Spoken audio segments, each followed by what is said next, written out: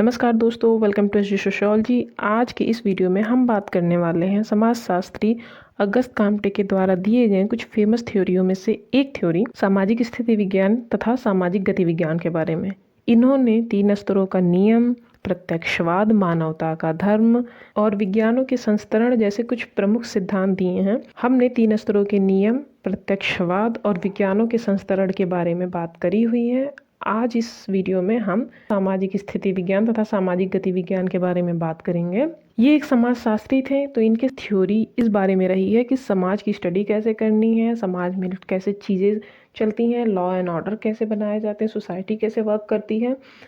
तो जाहिर सी बात है ये भी थ्योरी समाज से ही रिलेटेड होगी, पर इसमें क्या नया है चलिए देखते हैं। और एक और इम्पॉर्टेंट बात कि जो प्रत्यक्षवाद वाली वीडियो मैंने बनाई थी तो उसमें मैंने एक गलती कर दी थी।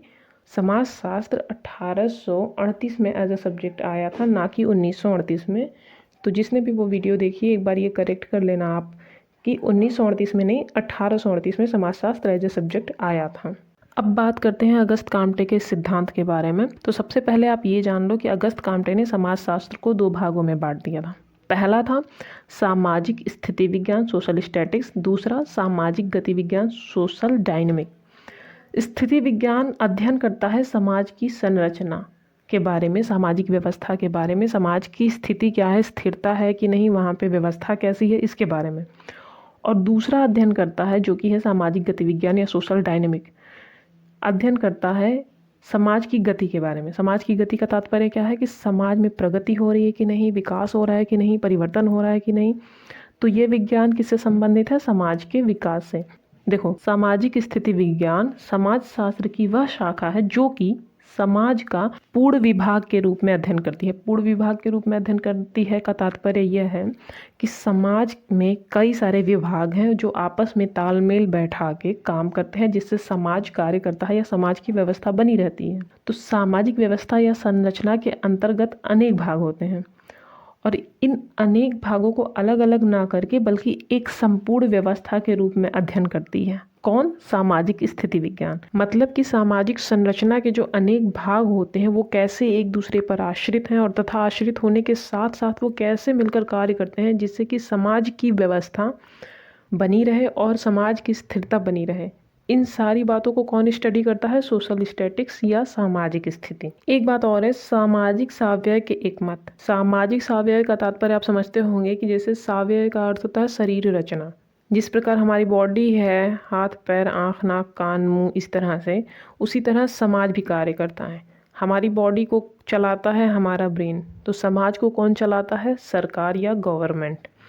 और हमारी बॉडी के विभिन्न पार्ट्स हैं जैसे कि हाथ पैर, पेट, आँख नाक कान। तो उसी तरह समाज में भी अनेक भाग पाए जाते हैं। जैसे कि जब हम खाना खाते हैं तो वो हमारे मुंह के द्वारा पेट में जाता है और पेट में विभिन्न रासायनिक क्रियाओं द्वारा भोजन पचता है और पचने के बाद पाचन कार्य जब पूर्ण हो जाता है तो उनसे खून बनता है और वो पूरी बॉडी में हार्ट से होते हुए नसों द्वारा शरीर के विभिन्न अंगों में पहुंचाया जाता है। ठीक उसी तरह से समाज में भी है। विभिन्न वर्ग जो होते हैं वो आवश्यक वस्तुओं का उत्पादन करते हैं, फिर धन की उत्पत्ति होती है और उन वस्तुओं एवं धन का वितरण यातायात और वाणिज्य व्यवस्था द्वारा होता है, जिससे कि समाज का अस्तित्व बना रहता है।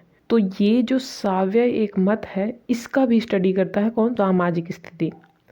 मतलब समाज की स्थिति क्या है, उसकी संरचना कैसे हुई है, उस संरचना में आवश्यक विभाग या तत्व कौन कौन से हैं और वो कैसे एक दूसरे के साथ तालमेल बैठा के समाज की व्यवस्था बनाए रखते हैं। यदि उसमें कोई समस्या आती है तो उस समस्या का निवारण करके कैसे हम व्यवस्था को बनाए रख सकते हैं, इन सारी बातों का अध्ययन सोशल स्टैटिक्स के अंतर्गत होता है। सेकेंड है आपका सामाजिक गति या सोशल डायनेमिक, जो कि अध्ययन करता है कि समय के साथ कैसे समाज में परिवर्तन हो रहा है या विकास हो रहा है। शब्द से समझो, गति अर्थात गतिशीलता। गतिशीलता किसकी? समाज की। और समाज में गतिशीलता कैसे आती है? कुछ वजहें होती हैं, कुछ कारण होते हैं जिनकी वजह से समाज में गतिशीलता या बदलाव आता है। फॉर एग्जांपल तकनीकी विकास, टेक्नोलॉजी अगर आ जाए, कोई कल्चरल शिफ्ट हो जाए, सांस्कृतिक बदलाव हो जाए या आंदोलन होने लगे समाज में, या आर्थिक विकास। फॉर एग्जांपल इंडिया में देख लो, अभी हम लोग 5वीं बड़ी अर्थव्यवस्था है पूरे विश्व में, पर कुछ साल पहले या आज़ादी के टाइम पे तो ये स्थिति नहीं थी। तो ये सारी चीज़ें क्या बतलाती हैं कि भारत का विकास हो रहा है। तो उसी तरह समाज का, पूरे समाज का विकास किन किन कारणों पे हुआ और कैसे उनमें बदलाव आता है, कैसे उनका विकास होता है, वो गतिशील पहलू जो बदलते रहते हैं और समाज को विकसित करते जाते हैं, उन सारी बातों का अध्ययन हम किस में करते हैं? सोशल डायनेमिक्स में।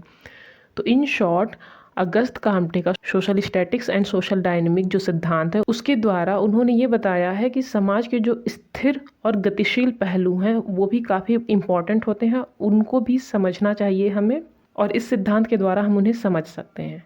स्थिर पहलू समाज की स्थिरता, व्यवस्था को बनाए रखने में सहयोग प्रदान करते हैं, और गतिशील पहलू समाज या देश को गति प्रदान करते हैं। तो आई होप आपको चीज़ें समझ में आई होंगी। आज के लिए बस इतना ही। और एक बार मैं फिर से आपको याद दिला दूं कि वो जो 1938 वाला एरर है उसको आप प्लीज़ करेक्ट कर लेना, उसको 1838 कर लेना। और अगर आपको लगता है कि मेरी वीडियो में कोई मिस्टेक हो रही है या कोई गलती हो रही है तो आप कमेंट बॉक्स में बता सकते हो।